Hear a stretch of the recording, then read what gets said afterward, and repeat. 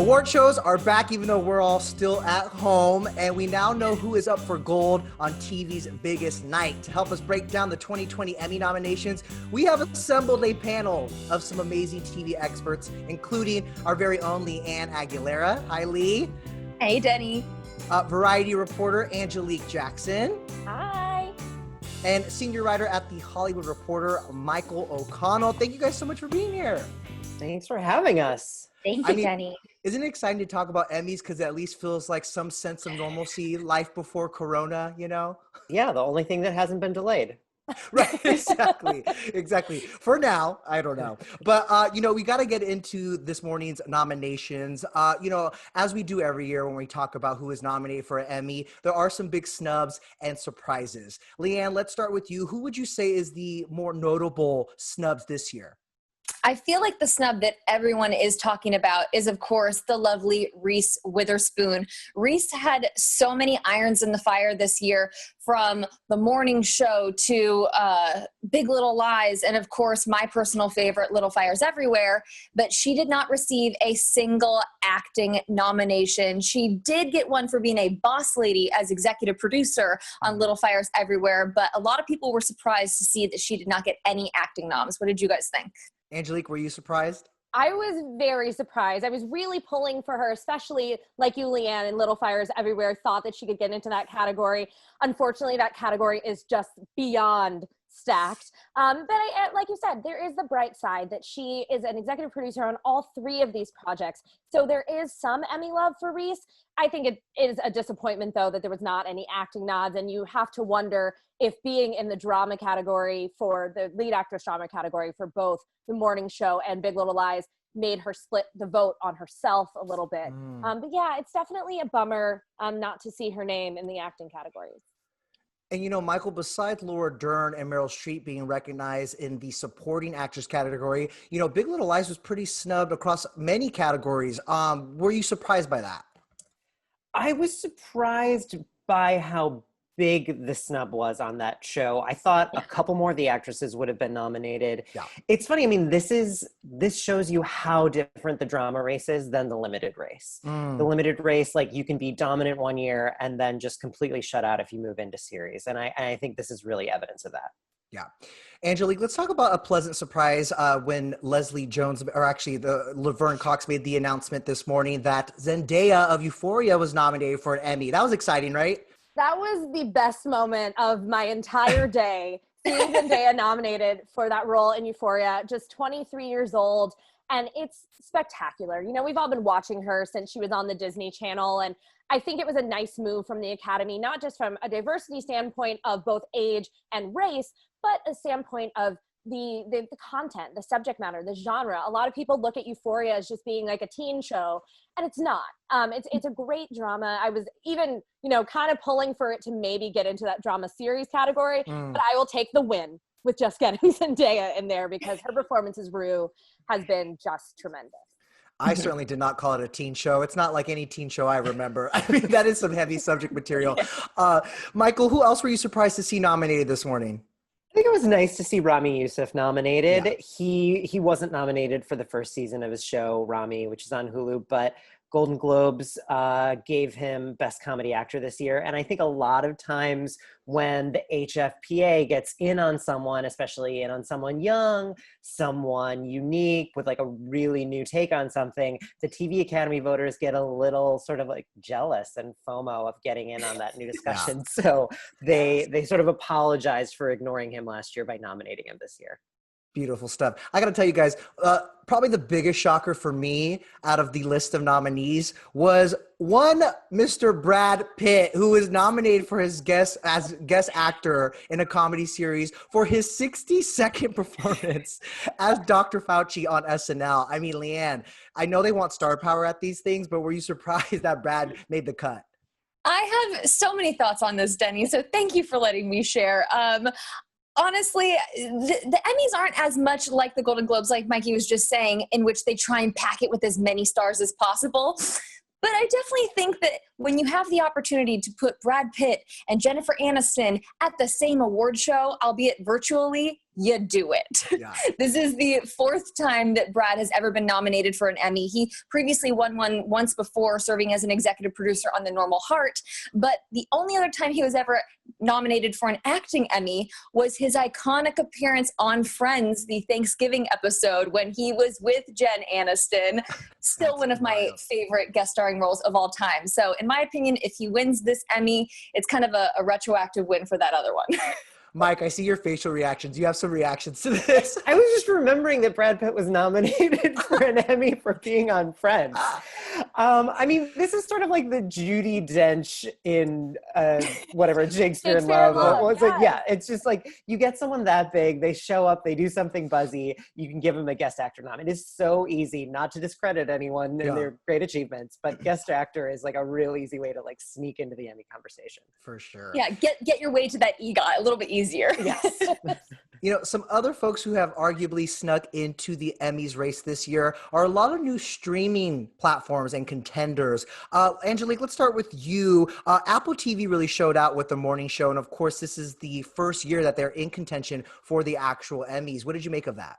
Yeah, with Apple TV Plus, it was kind of a little bit of two sides of the coin. They were actually second in terms of the new streamers because Disney Plus came in with 19 nominations. They got 18. Yeah. And the one that I think they really wanted that they didn't get was drama series for the morning show. Mm-hmm. However, they did have Jennifer Aniston, Steve Carell, Mark Duplass, and Billy Crudup all nominated. So when you have that happen, you can't be too disappointed. And it was exciting to also even see Quibi get in there with 10 nods in short form category. You know, Anna Kendrick, like Lawrence Fishburne, all of those big stars that they said they had, they actually are getting some of them, their first Emmy nomination. Can we talk about Quibi for a sec since you brought it up? I mean, it did score some nominations. I was a little shocked, you know. You're right. Like the numbers wise, the number of nominations it received, is that disappointing, or is it a sign that like maybe that short form content model isn't working for the TV Academy? It's all good news for Quibi right now. Yes. Like this is like any good news is good news. We're not going to talk about how many nominations they got. They're in the conversation. Congratulations, Quibi. Yes, go Quibi. Leanne, speak to the love that the TV voters, Academy voters, showed The Mandalorian on Disney Plus. Oh my goodness. Well, I think that we all can just praise Baby Yoda right now because he was our little good luck charm that got The Mandalorian nominated. I'm really excited. They have 15 nominations overall. Some, of course, are super well deserved, like special visual effects, because they broke so much ground in creating The Mandalorian. I just think that Jon Favreau really had such an amazing vision for the show. And I think it's really cool that because of that, Disney Plus has kind of made their entrance into the Emmy scene with a show that really surprised people. I don't think people were really expecting to see The Mandalorian in that outstanding drama category. What would you guys say these nominations and this early recognition from the Television Academy means for these newer streamers, for these platforms? I'm curious to see what Peacock will do next year. It's a very good question. Yeah, because Peacock, you've kind of got like some more of the HBO Max, which isn't really separate from HBO, but kind of is. I have some questions. I mean, maybe we're going to see more competition for Netflix and HBO proper. Yeah. I think that's what that's proved, is that they do have some things that are going to be coming in hot. But it's kind of like on a one show basis. It wasn't like nominations for across many series for a lot of the streamers. It was kind of narrowed down to their best one, the best of the bunch. Definitely. I think it's much better news for Apple than for Disney. I mean, Apple got into this game for the prestige to like make an impression in Hollywood, and Disney Plus exists to make money. So while I'm sure they're all very happy with the sort of surprising sum that Mandalorian got, I don't think it's something that they're really hanging their hat on. Sure. Yeah. I also feel like this is the first year that I completely forgot about broadcast. No offense, broadcast. But when you have shows, of course, like Mrs. America, that technically were on FX, but now it's FX/Hulu, we really are seeing that full transformation from broadcast and cable networks into full streaming services. So we really are seeing that change happen at the Emmys, and the TV Academy is definitely keeping up with that. And one thing we know for sure too is obviously as we're all cooped up at home, I mean, people are binging, people are streaming, people are watching, right? So Oh, before we head to break, I want to put you guys on the spot real quick. Now that the nominations are out, what is a TV show you think we should go back and watch and or stream that we might have looked? ooh. Let's start with Leanne.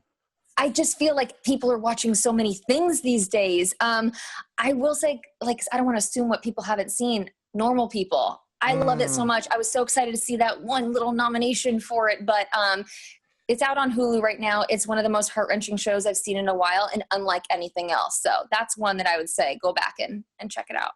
Mikey? Can I say Zoe Kravitz in High Fidelity on Oh, Hulu, even though it I wasn't love that. nominated for Yes. anything? Yes. Oh my gosh, such a good show, such a like cathartic balm of a show, and just like has not gotten its due. And I feel bad because I feel like the lack of a nomination is really going to affect its renewal odds. Oh, that Yeah. was such a good show. I binged good. that so hard. Absolutely. Angelique. I'm going to be really dark. I'm sorry, guys. Unorthodox. You know, it came out quite a bit ago. Shira Haas got that amazing nomination. And I lived for those 4 hours. I thought it was fantastic. This year, we are also bearing witness to one of the greatest fights for social justice in history. And it is our duty to use this medium for change. That is the power and the responsibility of television.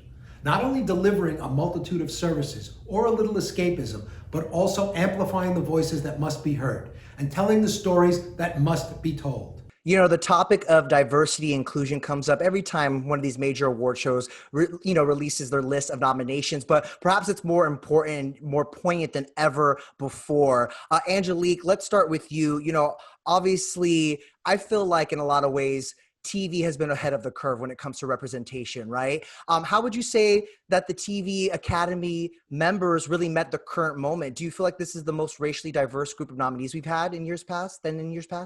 I've got to say, this is extremely exciting this year because, like you said, TV has been ahead of the curve in film in terms of both creating more Black content and now in honoring it. This year, actually, there was a record for Black actors being recognized, 34% of the acting nominees. So that makes 35 out of the 102 acting nominees across all categories were Black actors. And that's not only up from last year, which was 19%, but it's up from the previous record, which was in 2018, which was 27%. So it's really exciting. Obviously, there's still a lot to do and places to go.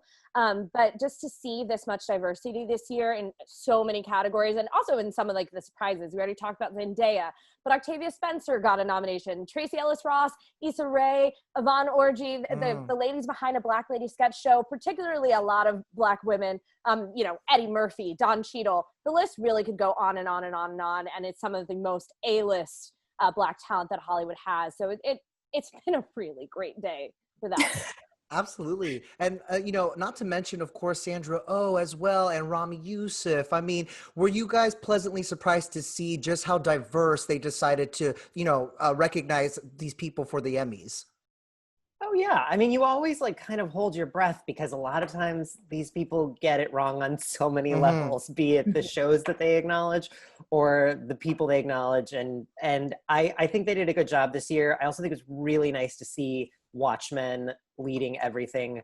Obviously not a Black creator, but a Black star and a show that just like really drives home a lot of points about social justice and a lot of parts of American history that people didn't know about until they watched the show. So I think it's great on the Watchmen front, especially when they got kind of ignored by a lot of the Guild Awards and the Globes earlier in its cycle. Definitely. And Mikey, just to piggyback off of your thoughts on Watchmen, I really feel like it was such an incredible show, unlike anything that I was expecting. And I feel like a lot of people at first glance were just like, oh, it's based off of a graphic novel series. It's a comic book show, right? No, it is completely not that. So I'm really hoping that when people see these Emmy nominations and the fact that it is leading the charge, that they're going to go back and rewatch the series because it's definitely not what you think. Absolutely. I also wanted to say that Maya Rudolph, 2 nominations in the same category. Like, get it, girl. Her Kamala Harris is iconic. So I'm glad she got recognized for that as well. Yeah, for sure. Let's talk about how would you guys say LGBTQ voices were represented this year? Mikey, let's start with you. Oh my gosh, I didn't even think about that. I don't think great. I mean, it's nice to see Jeremy Pope nominated. Yeah. Say what you will about the fantasy of Hollywood. I think it makes a lot of interesting points about representation on a race level, on a sexual orientation level, and it was really nice to see him get nominated for that show, for me. Absolutely. Leanne? I've just got to give my love to Billy Porter. Once again, I'm bummed that we're not going to be having a red carpet this year, I don't think, unless he does do an at-home photo shoot in whatever gorgeous gown or outfit he would have shown up in. But love Billy Porter. I think that Pose deserves all the accolades and more. So the fact that he was holding it down for that series just is fantastic. Angelique? I just want to piggyback off both of you and say that I am a huge Pose fan, and that I think is probably the biggest disappointment of the day, to not see Pose make it into the Outstanding Drama Series category. You know, it's a huge knock for, you know, season 1 to have made it, and for season 2, it is a big setback, especially for trans representation on television and for such a good series. Unfortunately, their second season ended over a year ago, and I wonder if that played a role in some viewers just not remembering to vote for it. But either way, it's a disappointment. And on the Hollywood front, I'm so excited to see Jeremy Pope and Holland Taylor and so many people get nominated. I was a big fan of that series as well, so nice to see that get in. To your point, Angelique, I was completely wrecked watching season 2 of Pose. And in fact, to answer the question I posed for you guys earlier, I would have people go back and stream and binge Pose. They're both seasons are available on Netflix now. And I was really bummed to not see Angelica Ross also recognized for, I mean, her amazing performance as Candy. I won't spoil, you know, the ending for that character, but like, I really was hoping that she would get some Emmy love today. Leanne? I do have a quick question for you guys. So obviously the Outstanding Drama category is stacked, but I would have loved to have seen Pose make it into that category. Who were you surprised to see made it in there? Because personally, I was surprised to see Stranger Things. Stranger Things, it's a very interesting point, because just in the way that it has been so long since Pose was on the air, and it kind of, that can work against a show. Not having a current cycle on. It's been over a year since Stranger Things was on. I'm surprised people remembered it. Right? Yeah. That's been a minute too. Although that was my thought too. I was very surprised to hear Stranger Things, and then of course Mandalorian was the other big surprise. But you know, you can never predict it. I think Stranger Things may have been one of those situations too, where, you know, they weren't recognized. None of the actors were being recognized anywhere else. So the drama series category made sense. I don't know. It's an ensemble show. Right. It's a lavish, expensive production. It's I very get it. expensive. Yes. And Netflix is backing it, you know? Yeah. You know, to move the conversation back about representation, obviously a lot of these shows that are nominated, the seasons happen long before this like current culture reckoning that's happening. But voting happened during that, you know? Angelique, I know you wrote this fantastic piece for Variety, talk about how Hollywood is meeting the Black Lives Matter movement in this moment, you know? How would you say, given the current climate, this will impact the future of television and the future of storytelling on the medium? Well, I think seeing so much representation in the nominees, and in particular what they are being nominated for, some of these series, like we spoke about Watchmen and Insecure. Insecure aired during the pandemic. It was this light in everyone's life when we needed this, you know, very funny moment. And they brought their A game. They brought their best season in their 4th season.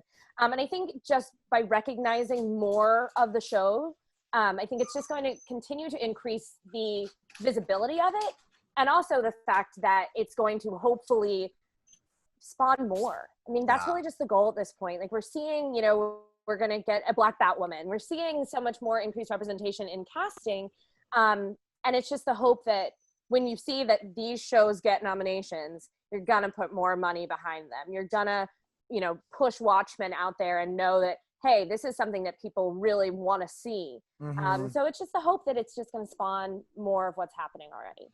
You brought up Insecure, and I think that's a perfect example of a show that we, you know, binged and watched during this pandemic. And I feel like there are a lot of shows that got a lot of love that maybe might not have otherwise, but given the fact that we are at home watching a bunch of TV, there was a lot of renewed attention and visibility. Leanne, what were those shows for you this year that got that recognition that we also have collectively as a culture decided, watch this while you're at home during the coronavirus?